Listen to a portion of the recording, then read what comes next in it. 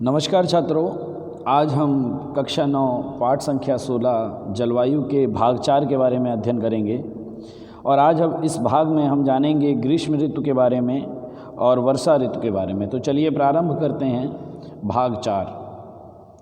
यहाँ देखो दिया गया है ग्रीष्म ऋतु, जो कि मार्च से मई के बीच में भारत में ग्रीष्म ऋतु पाई जाती है या होती है। भारत में मार्च से मई तक के शुष्क व गर्म मौसम वाले समय काल को गर्मी कहते हैं। आप लोग जानते हैं कि हमारी छुट्टियां होती हैं इस समय, और काफ़ी गर्मी इस समय में भारत में देखने को मिलती है। काफ़ी शुष्क होता है और ये गर्म होता है। मार्च से मई तक के महीने की ज़मीन पर सूर्य की लंबवत किरणें दक्षिण से उत्तर क्रमशः पड़ती हैं। यानी कहने का मतलब है कि जो किरणें, ठीक है, जब सर्दी थी हमारे यहाँ, शीत ऋतु थी, तो ये लंबवत कहाँ पड़ती थी? मकर रेखा पर। परंतु ग्रीष्म ऋतु में ये सूर्य की प्रकाश जो है वो लंबवत कहाँ पड़ता है? कर्क रेखा पर। और कर्क रेखा भारत को 2 भागों में विभाजित करती है, भारत से होकर गुजरती है। ठीक है, इसलिए क्या होता है यहाँ पर, जिससे भूमि का भाग अधिक से अधिक गर्म हो जाता है और तापमान निरंतर बढ़ता रहता है। दक्षिण भारत में मार्च महीना सबसे अधिक गर्म होता है। इस समय वहाँ के कई स्थलों का तापमान 40 डिग्री सेल्सियस जितना ऊंचा होता है। दक्षिण भारत में अगर आप जाएंगे, कर्नाटका, केरला, ठीक है, तमिलनाडु, आंध्र प्रदेश, तो इन रीजनों में कई क्षेत्र ऐसे हैं, कई स्थल ऐसे हैं जहाँ का तापमान जो है वो 40 डिग्री सेल्सियस से भी अधिक चला जाता है। जबकि अप्रैल मई के जो महीने होते हैं, इस दौरान मध्य व उत्तर पूर्व भारत सबसे अधिक गर्मी का अनुभव करता है। अप्रैल और मई के महीनों में मध्य मतलब मध्य प्रदेश और महाराष्ट्र का रीजन, गुजरात का रीजन, और उत्तर पूर्व जो है, जिसमें आपके क्या आते हैं, कोलकाता से स्टार्ट करिए आप, मेघालय, मिज़ोरम, मणिपुर, ये असम, ये क्षेत्र जो है, यहाँ पर बहुत अधिक गर्मी आपको देखने को मिलती है। कब? अप्रैल से मई के बीच। वहाँ कई स्थलों का तापमान जो होता है वो 45 डिग्री सेल्सियस से 50 डिग्री सेल्सियस तक पहुँच जाता है।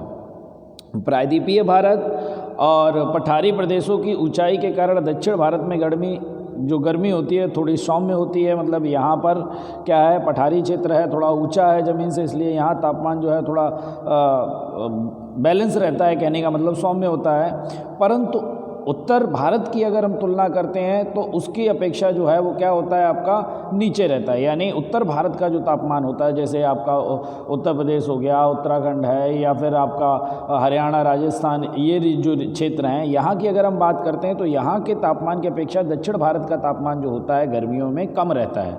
जैसे दिल्ली, इलाहाबाद में तापमान कितना, 34 डिग्री सेल्सियस होता है, जबकि मदुरई का तापमान 30 डिग्री सेल्सियस होता है। कोचीन, बेंगलुरु का तापमान 27 डिग्री होता है। क्यों?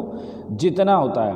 इस तरह दक्षिण भारत में तापमान के ऊपर समुद्र का प्रभाव और भूपृष्ठ की ऊंचाई का प्रभाव देखा जा सकता है। कहने का मतलब ये है, यहाँ पर जो साउथ के जितने भी हैं, जैसे मदुरई तमिलनाडु में है, कोचीन आपका केरला में है, बेंगलुरु आपका कर्नाटका में है, तो ये क्षेत्र जो हैं, इन क्षेत्रों की दूरी समुद्र से देखी जाए तो कम है।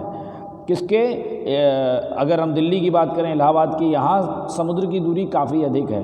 तो जो क्षेत्र समुद्र के पास होते हैं वहाँ का तापमान प्रभावित होता है आपका, वहाँ के समुद्र की जो हवाएं, ठंडी हवाएं आती हैं, उससे भी वहाँ का तापमान जो है वो आपका क्या होता है, बैलेंस किया जाता है। चलिए कुछ शब्द और आप सुनते हैं, जिसमें आपका नॉर्वेस्टर है, लू है। ये क्या होते हैं, इनके बारे में चलिए हम समझ लेते हैं। देखो यहाँ दिया गया है कि उत्तर यानी उत्तर प्रदेश, बिहार, उत्तराखंड, झारखंड, इसका क्या नाम, पंजाब हो गया आपका, हरियाणा हो गया, ये क्षेत्र जो है उत्तर भारत में आते हैं। उत्तर पूर्व में नॉर्थ ईस्ट जितने भी हैं, असम हो गया, मेघालय हो गया, मिज़ोरम हो गया, ये जो क्षेत्र हैं, इनके ऊपर हवा का हल्का दबाव पूर्व में बिहार तक फैला रहता है, जिसके कारण झारखंड और उत्तर उड़ीसा के पठारी प्रदेश कभी कभी अत्यंत गर्म हो जाते हैं, तब उसे नॉर्वेस्टर कहते हैं। यानी कहने का मतलब है, जब हवा का हल्का दबाव होता है बिहार के पूर्व में बिहार तक ये फैला होता है, ठीक है, जिसके कारण क्या होता है, जब झारखंड और उत्तर उड़ीसा के पठारी प्रदेश जो मैदान से, जो आपके क्या है, समतल भूमि से उठे हुए जो क्षेत्र हैं, वो क्या होते हैं, अत्यंत गर्म हो जाते हैं। इसी को हम कहते हैं नॉर्वेस्टर। उसका स्थानीय नाम जो है, इसको हम काल वैसाखी भी कहते हैं। इन पवनों से उत्पन्न होने वाले तूफान पूर्वी भारत में बहुत नुकसान पहुंचाते हैं। इन क्षेत्रों में आप देखते हैं कि बवंडर आ जाता है, जिसको धूल भरी आंधी जो होती है उसके कारण क्या होता है, कई बार जो है आपका पूर्वी भारत में बहुत नुकसान होता है। फिर आ जाता है एक शब्द लू, सभी लोगों का सुना हुआ होगा, उत्तर भारत के जो रहने वाले हैं, उत्तर प्रदेश और बिहार के। लू क्या होती है, तो लू देखो यहाँ दिया गया है, पश्चिम और उत्तर पूर्व भारत के शुष्क भूभागों में धूल भरे तूफान अति सामान्य हैं। आप देखते हैं कई बार गर्मियों में आंधी आ जाती है, ठीक है, जिसमें धूल उड़ उड़ के आती है आपके, और हवाओं का जो वेग होता है, जो उनकी चलने की गति होती है, वो बहुत अधिक होती है। गर्मी में विशेष करके मई महीने में उत्तरी भारत में अति गर्म पवनें चलती हैं, बहुत गर्म पवनें चलती हैं, जिन्हें हम लू कहते हैं। उसकी अतिशय गर्मी से मनुष्य व पशुओं की मृत्यु तक हो जाती है, ठीक है।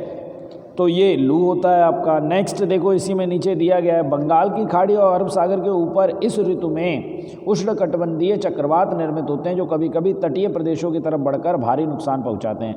गर्मियों के क्षेत्रों में बंगाल की खाड़ी और अरब सागर में आपका क्या होता है, उष्णकटिबंधीय चक्रवात आ जाते हैं, साइक्लोन आते हैं, जिन्हें हम कहते हैं कि समुद्र में तूफान आया है, तो वो यही होते हैं आपके। और इनके कारण क्या होता है, जब ये लहरें काफ़ी तेज़ी से समुद्र तट से टकराती हैं तो उससे बहुत ज़्यादा नुकसान उठाना पड़ता है। गर्मियों में इस तरीके की घटनाएं देखी जाती हैं। देश का बड़ा हिस्सा ग्रीष्मकाल में गर्म व शुष्क मौसम का अनुभव करता है। कई प्रदेशों में इस समय अवधि दौरान वर्षा नहीं होती, कई जगह पर बरसात नहीं होती है, परंतु कई बार मई में जो मालाबार तट पर, मालाबार तट आपका यानी जो महाराष्ट्र से लेके अगर आप जाते हैं नीचे तक, ठीक है, गोवा वगैरह, यहाँ पर अगर देखें तो गर्मियों में क्या होती है, थोड़ी बहुत बरसात होती है। यह वर्षा आम के पकने में सहायक होती है, जिसे आम्र वृष्टि कहते हैं, ठीक है। ये आम को पकाने में काफ़ी अधिक सहायक होती है, इसीलिए इस बरसात को हम क्या कहते हैं, आम्र वृष्टि। यह वर्षा आम और कॉफ़ी की फसल के लिए खूब उपयोगी है। जो ये बरसात होती है, इसका लाभ किस फसल को मिलता है, आम की फसल को और कॉफ़ी की। तो इस प्रकार जो है आपका ग्रीष्म ऋतु जो है समाप्त होता है। चलिए नेक्स्ट देखते हैं वर्षा ऋतु। वर्षा ऋतु का जो समय काल है वो आपका देखो कितना दिया गया है, जून से सितंबर के बीच बरसात का समय रहता है। अब चलिए प्रारंभ करते हैं इसको। एक कृषि प्रधान देश होने के कारण भारत के लिए वर्षा ऋतु महत्वपूर्ण ऋतु मानी जाती है। सब लोग जानते हैं कृषि प्रधान देश है, और हमारे यहाँ क्या है, बरसात होती है तो अच्छी फसल की पैदावार होती है, क्योंकि अधिकतर लोग कृषि कार्य करते हैं, इसीलिए क्या है, हमारे देश के लिए ये महत्वपूर्ण ऋतु बन जाती है। जून से सितंबर के बीच देश की लगभग 80% जो वर्षा होती है वो हो जाती है। जून से सितंबर के बीच में 80% जो है बारिश जो होती है वो आपकी हो जाती है। भारतीय किसान वर्षा ऋतु के शुरुआत से ही कृषि की प्रवृत्तियों में लग जाता है। जैसे ही बरसात आती है, भारत के जो किसान हैं वो अपने खेतों में कार्य करना प्रारंभ कर देते हैं। इस ऋतु में होने वाली वर्षा और नमी वाली हवा तथा बादल छाया मौसम भारत की ओर बहने वाले नैऋत्य दक्षिण पश्चिम मानसूनी पवनों का आभारी है। इसीलिए इस ऋतु को नैऋत्य के मानसूनी पवन की ऋतु भी कहते हैं। भारत के लगभग सभी क्षेत्रों इससे वर्षा होती है, क्षेत्रों में इससे वर्षा होती है। अब देखो यहाँ दिया गया है कि ये जो मानसूनी पवनें ये होती हैं, ठीक है, समुद्र से जल भर के लाती हैं, नमी एकत्रित करके, और ये क्या करती हैं, बरसात करती हैं। तो ऐसे में इन पवनों से बहुत ज़्यादा लाभ मिलता है कृषि क्रियाकलापों में, जिसके कारण हम इनको, ये मानसूनी पवनें होती हैं, इसीलिए हम इसको क्या कहते हैं, नैऋत्य की मानसूनी पवन की ऋतु भी इसको कहा जाता है। मई माह के अंत तक भारत तथा मध्य एशिया की ज़मीनी भागों पर ऊंचे तापमान के कारण हवा में कम दबाव का क्षेत्र बनता है। मई होती है तो यहाँ पे गर्मी होती है, और गर्मी होती है तो वहाँ पर वायु दाब जो होता है वो कम हो जाता है इस क्षेत्र में। इस समय दक्षिण भारत में हिंद महासागर के ऊपर क्या होता है, उच्च दाब होता है। इसीलिए हिंद महासागर पार से पवन उत्तर में कम दबाव की तरफ खींचे आते हैं। यानी ये क्या करते हैं, जो हवाएं होती हैं वो किस तरफ बहती हैं, दक्षिण भारत से उत्तर भारत की तरफ बहना स्टार्ट करती हैं, और ये आपके हिंद महासागर से आरंभ होती हैं, तो ये अपने साथ नमी भी लेके आती हैं। इसी तरह जून से सितंबर तक समुद्र पर से गर्मी की मानसूनी हवाएं भारत पर चलती हैं और ये हवाएं नमी युक्त होने के कारण भारत में बरसात लाती हैं। तो इसके कारण क्या है आपका, जब ये दक्षिण से उत्तर की ओर आती हैं तो पूरे भारत में क्या होता है आपका, बरसात होती है। चलिए नेक्स्ट इसी में देखते हैं। देखो लास्ट में दिया गया है, दक्षिण भारत के प्रायद्वीपीय आकार के कारण ये नेतृत्व की मानसूनी हवाएं जो है इनको हमने दो भागों में बांटा है। एक वो हवाएं जो अरब सागर के ऊपर से आने वाली मानसूनी हवाएं होती हैं और दूसरी जो बंगाल की खाड़ी के ऊपर से आने वाली मानसूनी हवाएं होती हैं। चलिए इसको मैप में और समझ लेते हैं। देखिए यहाँ पर दिया गया है आपका, देखो इसमें जो पवनें दी गई हैं यहाँ, ये देखिए ये है आपका अरब सागर और ये है आपका बंगाल की खाड़ी, ठीक है। तो क्या होता है इस क्षेत्र में, उत्तर भारत में इस क्षेत्र में क्या हो जाता है, कम वायु दाब होता है और इस क्षेत्र में क्या होता है आपका अधिक वायु दाब होता है। कब आपका गर्मियों के समय की बात करें तो क्या होता है, फिर जब बरसात का समय आता है, वर्षा ऋतु आती है, तो वो गर्मियों के बाद आती है। क्यों आती है, क्योंकि ये हवाएं जो होती हैं ये बढ़ना प्रारंभ कर देती हैं किस तरफ, उत्तर भारत की ओर। उत्तर भारत की ओर ये बढ़ना प्रारंभ कर देती हैं, ठीक है। तो इसीलिए क्या होता है, ये समुद्र के क्षेत्र से हवाएं उत्तर की तरफ जाती हैं। तो इस मैप में भी अगर आप देखेंगे, देखिए मैप में दिया गया है, ठीक है। यहाँ पर देखिए, ये देखिए 5 जून को ये हवाएं इस तरह से जाती हैं और इधर चली जाती हैं। 1 जून को यहाँ से यहाँ चली जाती हैं और ये समुद्र से आरंभ होती हैं तो ये अपने साथ नमी लिए होती हैं और बादल पानी होता है, तो जब ये स्थल भाग से गुजरती हैं तो ये क्या करती हैं, बरसात करती हैं। फिर इस तरीके से ये तो यहाँ से जो आरंभ होती हैं इन्हें हम कहते हैं अरब सागर के ऊपर से प्रारंभ होने वाली मानसूनी पवनें। फिर होती हैं आपकी, ये आती हैं क्रॉस कर जाती हैं, ये पूरा क्रॉस कर गई तो खाली हो जाता है जितना भी इनका पानी इस क्षेत्र में, ठीक है। तो वापस यहाँ पहुँचती हैं तो यहाँ से फिर नमी ले लेती हैं। नमी ले लेती हैं किससे, बंगाल की खाड़ी से। बंगाल की खाड़ी से जब ये नमी ले लेती हैं, बंगाल की खाड़ी से नमी लेती हैं तो ये यहाँ जाती हैं, टकराती हैं कहाँ पर आपका, मेघालय वाले रीजन में। यहाँ से वापस ये लौटती हैं और फिर ये एंटर करती हैं उत्तर भारत की तरफ और उत्तर भारत में ये हिमालय से जाके जब ये टकराती हैं तो वापस से लौटती हैं, ठीक है। उसे हम लौटता हुआ मानसून कहते हैं। तो ये क्या है आपका, अलग अलग दो भागों में हमने वर्षा ऋतु की जो पवनें हैं, मानसूनी पवनें, उनको दो भागों में बांटा है। एक अरब सागर से प्रारंभ होने वाली, दूसरी आपकी बंगाल की खाड़ी के ऊपर से आने वाली मानसूनी हवाएं। चलिए नेक्स्ट चलते हैं। अब देखो यहाँ दिया गया है अरब सागर के ऊपर से आने वाली मानसूनी हवाएं, उनके बारे में हम जरा देख लेते हैं।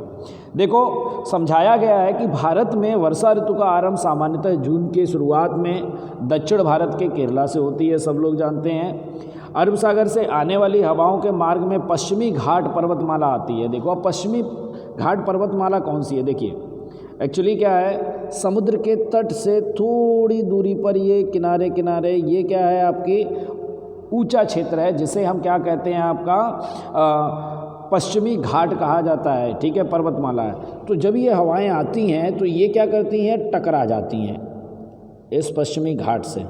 ये पश्चिमी घाट से ये टकरा जाती हैं और पश्चिमी घाट से जब ये टकराती हैं तो क्या होता है, वो समुद्र के किनारे वाले क्षेत्र जो है वहाँ पर बरसात अधिक होती है। तो देखिए पढ़ते हैं आगे, देखो दिया गया है इसमें, अरब सागर से आने वाली हवाओं के मार्ग में पश्चिमी घाट पर्वतमाला आती है। इस कारण पूरे किनारे पश्चिमी ढाल पर भारी बारिश होती है। जो समुद्र के किनारे क्षेत्र हैं उन पर भारी बारिश होती है क्योंकि वो टकराते हैं जब समुद्र पर्वतमाला से, तो वहाँ पर क्या है, बादल आपके अधिक बरसात करते हैं। पश्चिमी घाट जब पार करके ये हवाएं प्रायद्वीपीय दक्कन यानी जो मध्य का भारत है, यानी ये प्रायद्वीपीय जो दक्कन भाग है, ये वाला जो क्षेत्र है, ये वाला जो रीजन है बीच वाला, ठीक है, इसकी बात कर रहे हैं यहाँ पर।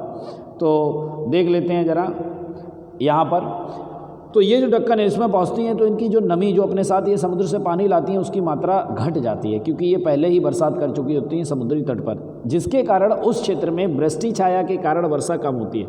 यहाँ पर क्या है, आपकी बादलों में कम नमी होती है तो यहाँ पर बरसात भी कम करते हैं। इसीलिए क्या है, उदाहरण के स्वरूप यहाँ समझाया गया है कि मुंबई में 200 सेंटीमीटर से अधिक बरसात होती है, जबकि उससे थोड़ी ही दूरी पर पुणे है, वहाँ पर केवल क्या है आपका 75 सेंटीमीटर बारिश ही दर्ज होती है। नेक्स्ट देखिए इसमें दिया गया है, पश्चिमी किनारे से उत्तर की ओर जाते हुए केरला, कर्नाटका, गोवा और महाराष्ट्र में वर्षा की मात्रा क्रमशः घटती जाती है। केरला से जैसे जैसे आप ऊपर जाएंगे, केरला से कर्नाटका, कर्नाटका से गोवा, गोवा से महाराष्ट्र, तो जो बरसात की मात्रा होती है वो घटती जाती है जब ऊपर की तरफ आप जाते हैं दक्षिण से। मानसूनी हवाओं की एक शाखा नर्मदा घाटी प्रदेश के मध्य से मध्य प्रदेश में प्रवेश करती है। और मानसूनी जो नर्मदा घाटी है आपकी, उसके बारे में हम देख लेते हैं कि नर्मदा घाटी कौन सी है। देखिए यहाँ पर नर्मदा नदी बहती है यहाँ पर, ठीक है, ये इस तरीके से। तो इस घाटी के सहारे भी क्या होता है आपका, चली जाती हैं अंदर ये हवाएं, बरसात होती है जिसके कारण मध्य प्रदेश में प्रवेश करती हैं। मानसूनी हवा जब आगे चलकर बंगाल की खाड़ी से आने वाली हवाओं से मिल जाती है, तब क्या होता है आपका, बंगाल की खाड़ी से आने वाली जो हवाएं होती हैं उनसे जब ये मिल जाती है, इसके अतिरिक्त अरब सागर पर से आने वाली मानसूनी हवाओं की एक शाखा गुजरात, सौराष्ट्र और कच्छ पर से गुजरते हुए राजस्थान की तरफ आगे बढ़ जाती हैं। यहाँ से देखो, यहाँ पर दिया गया है सारी चीज़ें, देखो यहाँ से आती हैं तो ये नर्मदा से होते हुए जाती हैं, तो इधर से बंगाल की खाड़ी से जो आती हैं उनके साथ ये मिलके फिर बरसात करती हैं। कुछ शाखा आप देख रहे हैं ये आपकी गुजरात से होके गुजर जाती है, कुछ आपके यहाँ से गुजरात से गुजरते हुए राजस्थान में चली जाती है। तो अलग अलग शाखाओं के बारे में यहाँ समझाया गया है। चलिए आगे देखते हैं। फिर इसमें दिया गया है आपका, गुजरात में बहुत ऊँचे पर्वत या घने जंगल नहीं है। इस कारण क्या है, इन हवाओं में नमी की पूर्णतः संघनन घनी भवन की संभावना कम रहती है। एक्चुअली क्या है, जो गुजरात है उसमें कोई ऊंचे पर्वत है नहीं, तो ये जो बादल बनते हैं वो सब क्या है आपके आगे बढ़ते रहते हैं, ठीक है, और थोड़ी थोड़ी बरसात होती रहती है, जिसके कारण गुजरात में कम बरसात होती है, ठीक है। गुजरात में पानी बरसकर ये हवाएं राजस्थान में प्रवेश करती हैं, तब उनमें नमी की मात्रा बहुत ही कम हो जाती है। जब थोड़ा बहुत पानी बचता है, जिसके कारण राजस्थान में बहुत ही कम बरसात होती है, और रेगिस्तानी क्षेत्र में तो 10 सेंटीमीटर से भी कम बरसात होती है। अगर हम कहें जहाँ रेत पाया जाता है, जो अरावली पर्वत श्रृंखला है उसके पश्चिमी क्षेत्र में 10 सेंटीमीटर से भी कम बरसात होती है। इसमें देखो मैप में यहाँ समझाया गया है कहाँ पर अधिक बरसात होती है। तो देखो अधिक बरसात वाले क्षेत्रों की अगर हम बात करें तो जो देखिए ज़्यादा गहरा नीला है, ठीक है, जैसे देखो ये 400 सेंटीमीटर का दिया गया है इस तरीके के कलर, तो यहाँ पर क्या है बहुत अधिक बरसात होती है, इस क्षेत्र में बहुत बरसात होती है, यहाँ बहुत अधिक बरसात होती है। इसके अलावा फिर धीरे धीरे और देखो यहाँ राजस्थान में देखो एकदम कम हो जाती है जाके 20 सेंटीमीटर से भी कम, ठीक है। इस क्षेत्र में देखिए लद्दाख भी क्या है आपका कोल्ड डेजर्ट कहा जाता है, ठंडा रेगिस्तान कहा जाता है। यहाँ भी देखिए आप सफ़ेद है, तो यहाँ पर भी बहुत कम बरसात होती है। तो क्या है आपकी बरसात की मात्रा भारत में कहाँ पर अधिक है कहाँ पर कम है, वो यहाँ पर आपका दिखाया गया है मानचित्र के द्वारा।